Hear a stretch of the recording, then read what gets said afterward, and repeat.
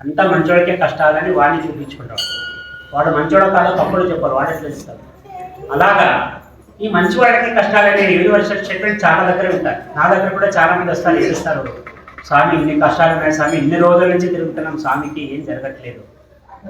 నేను చెప్తున్నానమ్మా, మనం స్వామితో వ్యాపారం చేయట్లేదమ్మా, భక్తి చేస్తున్నాం. నీ భక్తి పండిన నాడు ఆయన నీ వైపు చూసేలాగా చేసుకుంటే ఖచ్చితంగా చూస్తాడు. నాకు తెలిసి ఎట్లెట్లా జటిలమైన సమస్యలు పరిష్కారం అయిపోయినాయి మా శంభులింగేశ్వరుడు. ఇది నా అనుభవంతో నేను చెప్పుకుంటున్నాను. చెప్తే కనీసం నమ్మడానికి కూడా కాదు, అందుకే నేను ఎప్పుడు నమ్మించే ప్రయత్నం కూడా చేయలేదు. ఎందుకంటే నువ్వు భగవంతుడికి ఉన్నావంటే భగవంతుడు నీకు ఖచ్చితంగా ఉన్నాడు. ఇలాగా మంచి వాళ్ళకే కష్టాలు ఎందుకంటే నేను ఇంతకుముందు కూడా ప్రస్తావించినట్టు వాడి కర్మ పరిపక్వం కావాలంటే దాన్ని మాగడానికి వదలాలి. మాగాలంటే కష్టం రావాలా, కష్టం వస్తేనే మనిషి పాపం ఏదైతే ఉందో అది మాగి కింద నీళ్ళ రాగిపోతుంది. అప్పుడు నువ్వు సత్కర్మ వైపు పోతావు, అప్పుడు నువ్వు సుఖం వైపు చూస్తావు. అలాగా ఒకసారి అర్జునుడికి సమస్య వస్తుంది. బాబా నువ్వు అందరితో బాగుంటావు, కానీ 2 వర్గాలుగా మార్చేసినావు ప్రపంచాన్ని.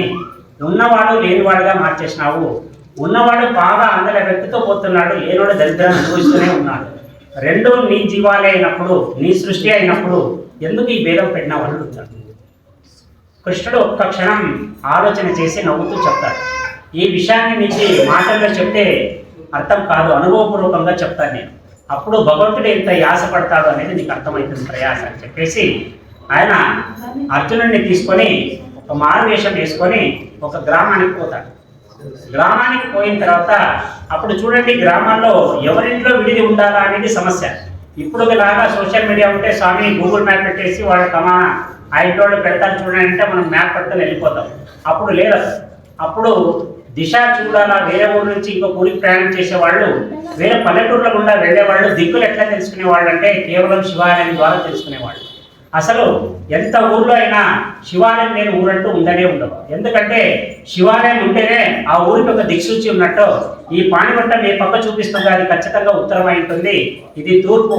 వాళ్ళు ప్రయాణం చేసేవాళ్ళు ఏ దిక్కుకు పోవాలని లింగాన్ని దర్శనం చేసుకొని లింగ దర్శనం తర్వాత తమ దిక్కుల్ని కన్ఫర్మ్ చేసుకొని వెళ్ళేవాళ్ళు. అలాగా కొన్ని ఊర్లలో పెద్ద ధనవంతులు ఏం చేసేవాళ్ళంటే అప్పుడు పుణ్యం కోసం పాకులాడే జనం. పుణ్యం రావాలా, పుణ్యం డబ్బు సంపాదించేసిన ఇప్పుడు పుణ్యం సంపాదించాలి.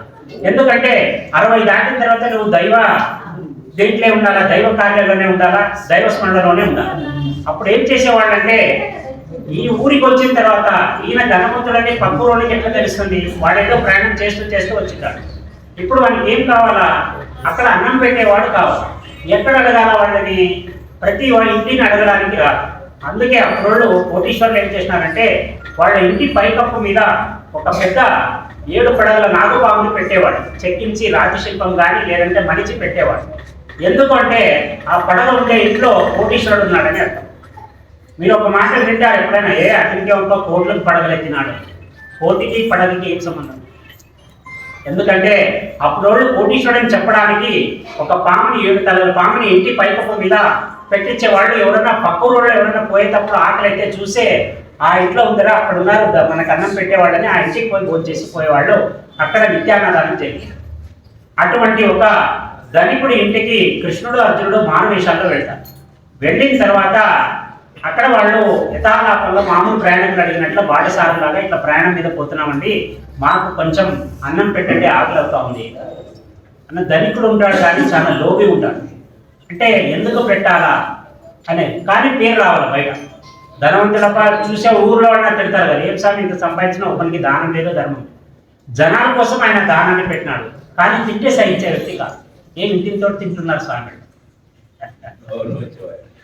అలాగా ఆయన అనుకునేటప్పుడు ఒకసారి ఏమైతుంది, వీళ్ళిద్దరూ పోతారు కదా, పోయిన తర్వాత అయ్యా మేము చాలా దూరం నుంచి వచ్చినాము, ఒకరోజు నేను ఇక్కడ ఉండొచ్చా, ఎందుకంటే కాళ్ళు బడలిక అయిపోయినా నడవలేము, మేము బయటికి పోతే ఇంకా అడిగి ఉంది, అక్కడ తలదాచుకోవడానికి కూడా ఏమీ లేదు, మీరే ఒప్పుకుంటే ఇక్కడ మీ ఇంట్లో ఏదో మూలన ఉండి మళ్ళీ ఒకరోజు ఉండి నెక్స్ట్ డే వెళ్ళిపోతాం మేము. సరే ఏం చేస్తాడు ఆయన, సరే ఓ పక్క ఉండండి అని చెప్పి అంత పెద్ద ఇల్లు ఉంటాయి కూడా ఆయన ఏం చేస్తాడంటే పక్కన పాడుబడిన గొడ్ల చావడి ఉంటుంది, ఆ గొడ్ల చావడిలో పంపిస్తాడు కృష్ణుడిని అర్జునుడిని. పోయి అక్కడ దగ్గర బాగా చదువు చేసుకొని అక్కడ పడుకోండియా. సరే అర్జునుడు ముఖం చూస్తాడు, వీళ్ళకి ఇంత పెద్ద భవనం పెట్టుకున్నాడు, బయట ఇన్ని రూములు ఉన్నాయి, ఒక రూమ్ ఇవ్వచ్చు కదా మాకి. కృష్ణుడు ఊరికేదా చేయి నిమిడి బయటికి పిలుచుకుని వస్తాడు. ఆయన చెప్పిందే గొప్ప, ఫస్ట్ పోదాం పదా అని అక్కడికి పోయి ఆ గుడ్ల చాటులో ఒక పక్క అంతా చదువు చేసుకొని ఇద్దరు పడుకుంటారు. రాత్రి నిద్ర పట్టదు, పాపం సుఖంగా పెరిగినోడు. చూస్తాడు, ఆయన దొర్లేని చూసి కృష్ణుడు కవింపుగా అంటాడు, ఏమర్జున బాగా సౌకర్యవంతంగా ఉందా అంటాడు. అంటే బావా నువ్వన్నీ కామెడీ చేస్తున్న ఊరుకుంటూ బావా అంటాడు. అంతా అయిపోతుంది. రాత్రికి ఎలాగోలా పాపం రాత్రి వెళ్ళబుస్తారు. వాళ్ళు అనుకుంటారు ఫస్ట్ ఇక్కడి నుంచి పలాయనం తెగించాలి, చచ్చిపోతాం లేదంటే. అయిన తర్వాత కృష్ణుడు ఏం చేస్తాడు, ఒక దూలం కింద ఇల్లు పడిపోయింది.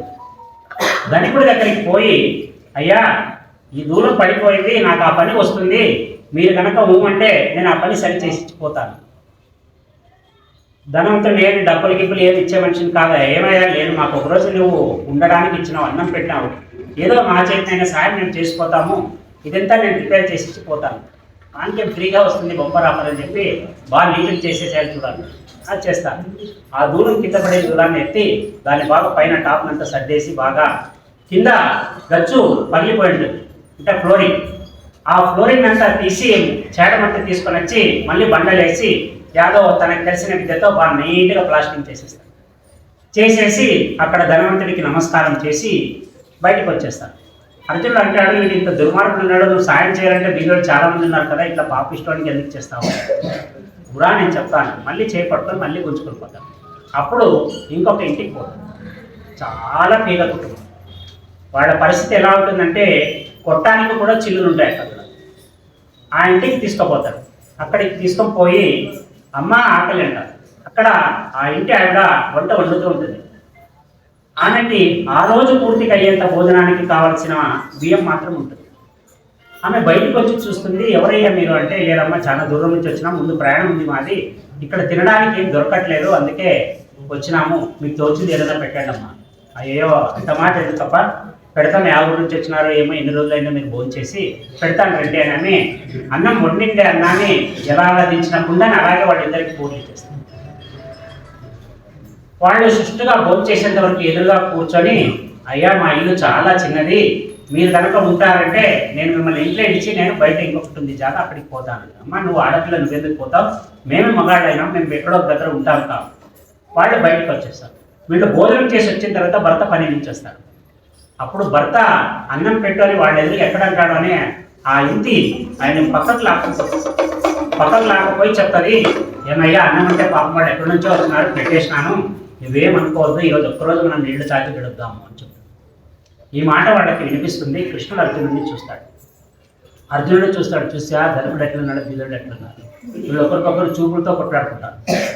తర్వాత కొద్దిసేపటి తర్వాత అమ్మ ఈరోజు ఒక్కరోజు ఇక్కడెక్కడైనా ఉంటామంటే, ఉండండి అయ్యా పర్వాలేదు అక్కడ ఉంది అని ఏదో జాగా చూపిస్తుంది. వాళ్ళ పాపం అక్కడ ఉంటారు. వాళ్ళని అడుగుతారమ్మా మీకు జీవన వృత్తి ఏం చేస్తారు, మీరు ఏం పని చేస్తుంటారు అంటే, ఏం లేదయ్యా అదొక ఆవు ఉంది, ఆవు పాలు అమ్ముకుంటాము, ఏదో పెరుగు చేసుకుని దాంతోనే నెయ్యి చేసుకొని ఎంత వస్తే అంత తింటాము, భూమి అంటూ ఏమీ లేదు, దీంతోనే బతకాలని. అయ్యో పాపం కష్టం కదమ్మా అంటే, తప్పదయ్యా ఏముంది, ఉన్నంతలో సంతోషంగానే ఉన్నాను నేను నా భర్త. వాడు అనుకుంటారు వీడు సంతృప్తి జీవితం. తర్వాత ఏం చేస్తాడు, భోజనం అంతా అయిపోయి ఆ రోజు నైట్ హాల్ట్ చేసి పొద్దున్న లేచి వెళ్ళిపోవాలా. అప్పుడు శ్రీకృష్ణుడు ఏం చేస్తాడంటే, ఏ ఆవు దగ్గర అయితే ఉంటాడో ఆ ఆవు నెత్తి మీద చేయి పెట్టేసి కళ్ళు మూసుకుంటాడు. ఆవు అట్లే కుప్పకూలిపోతుంది. అర్జునుడికి చాలా కోపం వచ్చేస్తుంది. శ్రీకృష్ణుడు ఏంటి ఆవు ప్రాణాన్ని పైకి పంపించడం ఏంటి, అరిసైపోతాడు. ఇంకా కృష్ణుడు లాక్కొని అమ్మ మేము వస్తున్నామని చెప్పి ఆ విషయం చెప్పకుండా అక్కడి నుంచి వెళ్ళిపోతాడు. ఇంకా అర్జునుడు కృష్ణుడితో మాట్లాడు, బావా నువ్వు ముందుకు నేను వెనక్కి వస్తాను. ఏమైందయ్యా, ఏం లేదు, నువ్వు ముందుకు నేను వస్తాను, నాకు మనసు బాగలేదు. సరే అలా ప్రయాణం చేసి చివర అక్కడికి ఒక దగ్గర కృష్ణుడు కూర్చుంటాడు. రావయ్యా నీ దగ్గర సందేహాలు చాలా ఉన్నాయి, నీకు అన్నీ క్లారిఫై చేస్తారా? కాదు బావా, నువ్వు నేనేమో అడిగితే దాన్ని క్లారిఫై చేయడానికి ఒక బీదోళ్ళ ఇంట్లో ఉండే జీవన వృత్తి అయిన ఆవుని చెప్పేసినావు కదా బాబా, ఇదేం లెక్క నీకు? ఆ దుర్మార్గుడు ఉన్నాడు, వానికంతా నీళ్ళు చేసి ఇచ్చేస్తుంది, వీడికేం పాపం, వీడికేం కర్మ ఉంది వీడికి. అప్పుడు అర్జున నువ్వు ఒకవైపు చూస్తున్నావు, నేను సృష్టి మొత్తాన్ని చూస్తున్నాను. నీకు ఒక ఆన్సర్ తెలుసు, నాకు సృష్టిలో ఉండే అన్ని ప్రశ్నలకి సమాధానం తెలుసు. నేను చెప్పేది జాగ్రత్తగా విను. మేము ఫస్ట్ టైం అక్కడికి పోయినప్పుడు ఆ ధనవంతుడు ఏం చేసినాడో మనకి పెట్టకుండా పెట్టినాడు, అయినా మనం తిన్నాం. ఎందుకంటే వాడిని పరీక్షించేకి అక్కడికి వెళ్ళాం కాబట్టి. నీకు తెలియని విషయం ఏమంటే ఏ గొడ్ల చావిడి అయితే నేను రిపేర్ చేసినానో ఆ గొడ్ల చావిడి కింద అపారమైన ధనం వాడు ముత్తాత దాచిండేది ఉంది కింద. ఇటువంటి దుర్మార్గుడికి అంతటి ధనం పోతే వీడు ఇంకా నీచుడు అవుతాడు కానీ గొప్పోడు కాదని అది వాడు ఎప్పటికీ తీయకుండా బందోబస్తు ప్లాస్టిక్ తీసుకొచ్చేసాడు. ఇక ఆవు విషయం అంటావా, వీళ్ళకి ఎంతటి మరణయోగం ఉందంటే 3 మంది ఎవరు ఒకేసారి వచ్చి తీసుకుపోవాలి, దీంట్లో భర్తని కానీ భార్యని కానీ. అటువంటి యోగాన్ని మార్చేసి వాళ్ళ ఇంట్లో ఉండే ఒక జీవాన్ని పైకి పంపించాలని ఆవులు పంపించేసిన వాళ్ళిద్దరిని బతికించారు. భగవంతుడి ఆలోచనకి మనిషి ఆలోచనకి ఉండే తేడా. మనం తెలిసితే జ్ఞానం అనుకుంటాం. భగవంతుడు సర్వాన్ని చూసి నీకు ఫలితాన్ని ఇస్తాడు. మనం ఫలితాన్ని బట్టి దేవుడిని డిసైడ్ చేయకూడదు. ఎందుకంటే ఫలితం నీకు అనుకూలంగా కాదు, దేవుడు తనకు అనుకూలంగా ఇస్తాడు. ఎవడికి మంచి ఇవ్వాలి, ఎవడికి చెడ్డ ఇవ్వాలనే విషయం మనకి ఈ కర్మ సిద్ధాంతం ద్వారా వస్తుంది. ఇలాగా మనకి కొన్ని ఆచారాలు చాలా విచిత్రం అనిపిస్తాయి. ఇంతకుముందు కూడా ప్రస్తావించడాను లేదా నాకు గుర్తులేదు కానీ పండరీపుర పాండురంగ స్వామి అంటే మహారాష్ట్రలో మనకి తిరుపతి వెంకటేశ్వర స్వామి ఎలాగో వాళ్ళ కళ. వాళ్ళు ఒక్కసారి ఊరేగింపుగా పోతే 10 లక్షల మంది పోతారు ఒక్కసారిగా పండరీపురానికి పాదయాత్రకి. అంత పెద్ద జాతర తిరునాళ్ళలాగా జరుగుతుంది. అక్కడ ఉండే వైశిష్టత ఏమంటే అక్కడ పాండురంగ స్వామి ఒక శిష్యుని ఉద్ధరించడానికి, పుండరీకుడు అనే శిష్యుని ఉద్ధరించడానికి పండరీపురంలో వెలిసినాడు. ఆయన ఎలా నిలబడింటే పుండరీకుడు అనే భక్తుడు ముందంతా స్త్రీలోనుడై అన్ని చెడ్డ పనులు చేసి మన వేమనలాగా లాస్ట్కి ఆత్మజ్ఞానం కలిగి దేవుడి మీద గురి కదులుతుంది. ఆయనకి దేవుడి మీద కూడా కాదు, తల్లిదండ్రుల మీద గురి కదులుతుంది. అనుకుంటాడు దేవుడిని కూడా మనకి చెప్పింది తల్లిదండ్రులు కాబట్టి మొదట తల్లిదండ్రులు తర్వాత దేవుడు అనే పాయింట్ మీద వస్తాడు. అలాగా తల్లిదండ్రుల సేవలో ఉన్నప్పుడు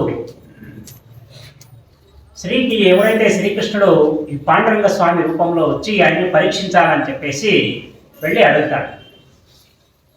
అయ్యా అయ్యా అని గేట్ దగ్గర నుంచి పిలుస్తాడు. ఎందుకంటే బయట వ్యక్తి లోపలికి అనుమతి లేకుండా పోకూడదు, అది సంస్కారం. ఆయన గడప బయట నిలబడి అయ్యా అని పిలుస్తాడు. అక్కడ వచ్చింది పాండురంగ స్వామి అని నాకు తెలియదు. ఆ టైంలో తన తండ్రి కాళ్ళు నిముడుతూ ఉంటాడు పుండరీకుడు. అలా నిముడుతూ కాళ్ళు నొక్కుండే కాడ అయ్యా ఇంట్లో కొంచెం అక్కడ కింద నొక్కు అంటే నొక్కుతానే ఉంటాడు. ఈయన అరుస్తూ ఉంటాడు. ఈయన అంటాడు కాసేపు ఉండండి అయ్యా, నేను నా తండ్రి సేవలో ఉన్నాను అంటాడు. ఆయన అలాగే నిలబడిపోతాడు. ఇంకొద్దిసేపు అయిన తర్వాత నాయన ఇంకెంతసేపు నిలబడాలా, నేను చాలాసేపు అయింది వచ్చి అంటే ఆయన కూర్చున్న పక్కన ఒక ఇటుక రాయి ఉంటుంది. ఆ ఇటుక రాయిని ఆయన గడప ముందు పారేస్తాడు. ఎందుకంటే వచ్చినోనికి ఉచిత ఆసనం ఇవ్వాల్సింది సంస్కారం. ఏదో ఒక ఆసనం ఇవ్వాలి. వాళ్ళని ఎంత పేదోడు అంటే వాళ్ళ ఇంట్లో కూర్చోడానికి కుర్చీలు కూడా ఉండవు. ఒక ఇటుక పెట్టెని ఇస్తారు, దాన్ని వేసుకొని కూర్చోవాలి. ఆ ఇటుక పెట్టె ఏమైపోతుందంటే విసిరినప్పుడు గడప ముందుకు వచ్చేసి అది ఇట్లా ముక్కలైపోతుంది. ఆ ముక్కలైపోయిన ఇటుక పెట్టెని భక్తుడు చెప్పినాడు కాబట్టి వచ్చి అక్కడ కూర్చొని ఆయన ఆజ్ఞ ప్రకారం నేను కూర్చోవాలి కాబట్టి పాండురంగ స్వామి ఏం చేస్తాడంటే ఆ గడప మీద ఉండు అంటాడు. గడప దాటి ఆ పెట్టె మీద ఉండు అంటే ఆయన వచ్చి ఫస్ట్ పెట్టె మీద కాలు పెడితే సగం పెట్టి ఇంటికి వెళ్తే అది సగం తొడకరాదు. అప్పుడు ఆయన గణనం చేసుకొని 2 కాళ్ళు ఒకే దగ్గర ఎక్కడైతే చీలు ఉంటుందో ఆ భాగంలో 2 కాళ్ళు పెట్టి నిలబడతాడు. నిలబడిన తర్వాత తన బ్యాలెన్స్ కోల్పోవడం చూసి అప్పుడు నడ మీద చేయబెట్టుకుంటాడు ఆయన బ్యాలెన్స్ చేసుకోవడానికి. అలాగ నిలబడిన ఆయన విగ్రహ రూపంగా అలాగే పండరీపురంలో ఉండిపోయాడు. ఎందుకంటే ఈయన తిరిగి చూసిన తర్వాత సాక్షాత్ శ్రీకృష్ణుని కూడా పట్టించుకోలేదు. శ్రీకృష్ణుడు అంటాడు, నీ అంత భక్తుడిని చూడలేదయా, తల్లిదండ్రుల్లో దేవుడిని చూడగలిగిన జ్ఞానం నీకు మాత్రమే ఉందని చెప్పేసి పండరీపురంలో ఉంటాడు. మరి ఇటువంటి పండరీపురంలో ఒక విచిత్రమైన ఆచారం ఉంది. ఎప్పుడైతే స్వామివారికి అలంకరణ చేస్తారో మొత్తం పూజాధికాల అభిషేకాలు అంతా అయిపోయిన తర్వాత ఇక అలంకారం చేసి మన భక్తులకి వదలాల దర్శనానికి. ఆ టైంలో మొత్తం కంప్లీట్ అయిపోయిన తర్వాత ఆయనకి నామాలు రాస్తారు, ఊర్ధ్వపుండ్రాలు రాస్తారు. రాసిన తర్వాత మధ్యలో ఒక చందనం రేఖ రాసి దాని కింద ఒక నల్లని చుక్కని పెడతారు.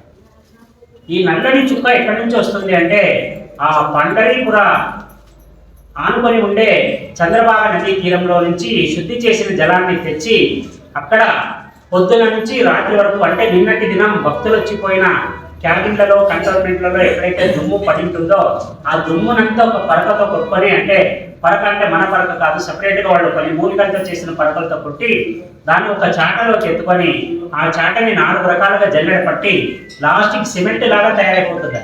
కాళ్ళదూడి, భక్తుల కాళ్ళదూడి. దాన్ని బాగా ఫిల్టర్ చేసిన తర్వాత అందులో చంద్రభాగ నదీ తీరంలో నుంచి శుద్ధి చేసిన జలాన్ని తెచ్చి కలిపి దాన్ని ఒక ముద్దగా చేసి దాన్ని ఒక చుక్కలాగా తెచ్చి పాండురంగ స్వామి నుదుటన పెడతారు. ఎందుకు ఇంతటి విచిత్రమైన ప్రక్రియ?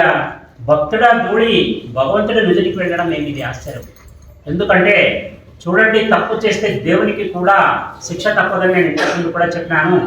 శ్రీకృష్ణుడికి కూడా ఒక ఆలోచన వస్తుంది, ఇంతమందిని నేను వేచి ఉండేలాగా చేసినాను, దాంట్లో మంచోళ్ళు ఉన్నారు, చెడ్డోళ్ళు ఉన్నారు, రోగిష్ఠులు ఉన్నారు, ఆకలితో ఉండేవాళ్ళు ఉన్నారు, ఇంతమందిని నేను వెయిట్ చేపిస్తున్నాను కదా, వాళ్ళ యొక్క కర్మభారం నాపై పడకూడదు అంటే వాళ్ళ పాదధూళిని నా నుదుటిన ధరిస్తే తప్ప ఈ పాపం ప్రక్షాళన కాదు అని చెప్పేసి భక్తుల పాదధూళిని ఆయన నుదుటి మీద అంటించుకుంటాడు.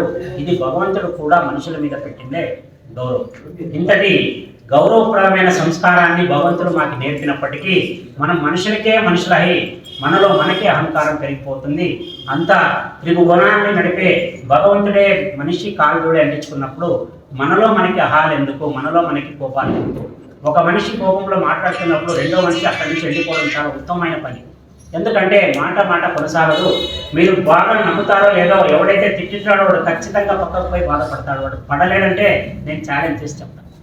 ఎందుకంటే కోపంలో అందరికీ అనిపిస్తుంది, కోపం అయిపోయిన తర్వాత అనిపిస్తుంది నేను చాలా తప్పు చేసినాను. ఆ కోపం వచ్చిన 2 నిమిషాలు నువ్వు కంట్రోల్లో ఉండగలిగితే నిన్ను జయించేవాడు లేదని చెప్తూ ఈరోజు ముగిద్దాం. మళ్ళీ రేపు మాట్లాడతాం.